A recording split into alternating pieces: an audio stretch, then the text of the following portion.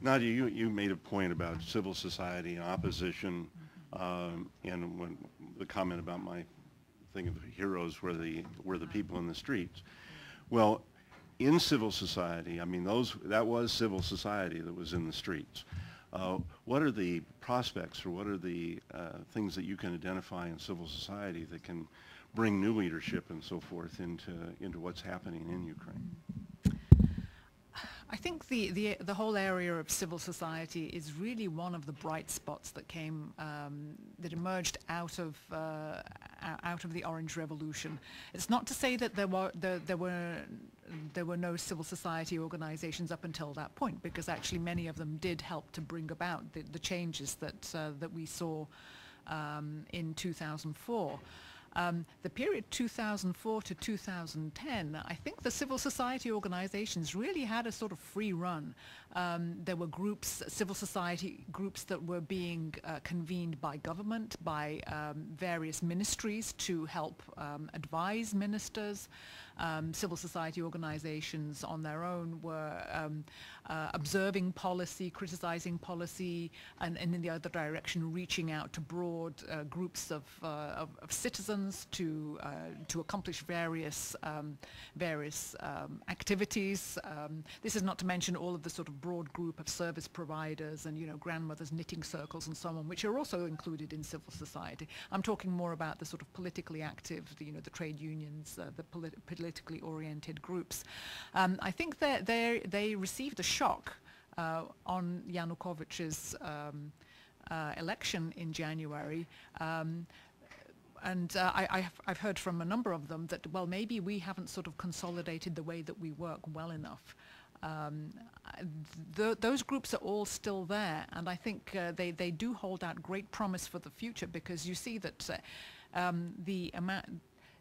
they have reacted very swiftly in the last couple of months, for example, to the increasing pressure on suppressing freedom of speech, freedom of assembly.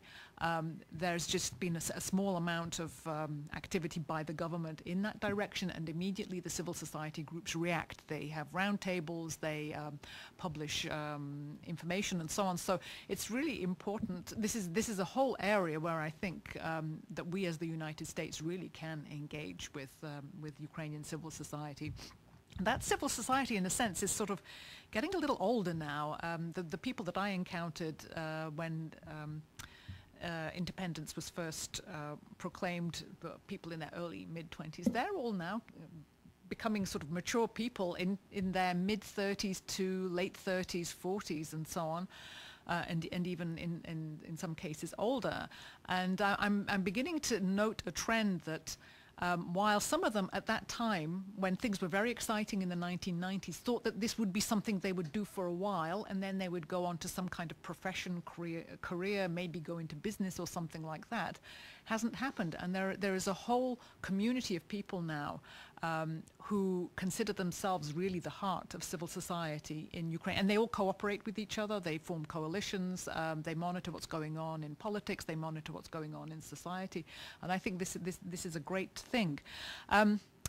In terms of Ukraine's leadership, we are, I believe, looking at a generational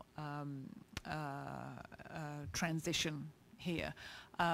The people of the generation of Yushchenko, Yanukovych, Tymoshenko, they are actually, and even a couple of the oligarchs, people like Pinchuk, they are all people of a certain age. There is a whole group that is below them, some of whom are actually in the parliament. There's a whole sort of group of parliamentarians who are all with different parties right now, who consider themselves like a sort of new and upcoming group. That's a group to look out for, and also people younger than that who have grown up.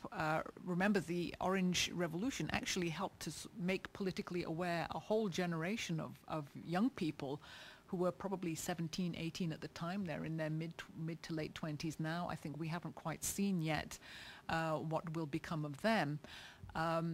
I think we're looking to a bright future in terms of activism and a politically aware Ukrainian population, assuming that the press stays free. But quite how they get into politics, that's the part that I can't quite see, because politics is so closely intertwined with big business right now, and with the ability to throw around a lot of money. Politics protects the businessmen fund politics. I don't know quite how we crack out of that sort of charmed circle and give younger people the opportunity really to realize themselves in politics, but I believe it will happen. It's a generational thing. It's inevitable. Well, I agree with Nadia. I think the potential is tremendous, and I also think one set of people that you didn't mention are the people that have come to the United States on Fulbright and so forth, Yes, that are going back with a whole, young people going back with a whole new vision of what their country could be and what is out there for its potential. But of course, we go back to things that you were talking about, David, that as the consolidation of pushing back on the freedoms that were there, is that going to stop them, or is there a way for that movement and those people to find voice despite the government's effort at backing off traditional democratic views? I think one of the areas that was the greatest accomplishment after the Orange Revolution was the freeing of the press, where journalists finally felt safe to report, investigate, write on, talk about issues that used to be more or less off limits. They weren't getting the themes from Bankova. They were sort of on their own. And it's not to say that there weren't efforts to exploit media during the Yushchenko days and Timoshenko days. There were, clearly, but you had a diversity that didn't exist before, and a sense of freedom in the media that I think that was very important.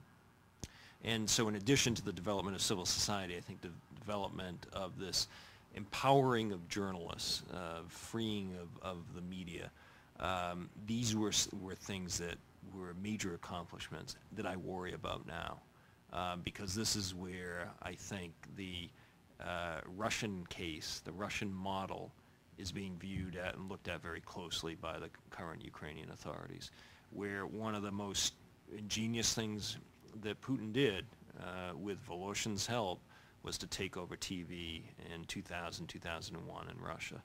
And once you control television on a nationwide scale, you control the main means of information.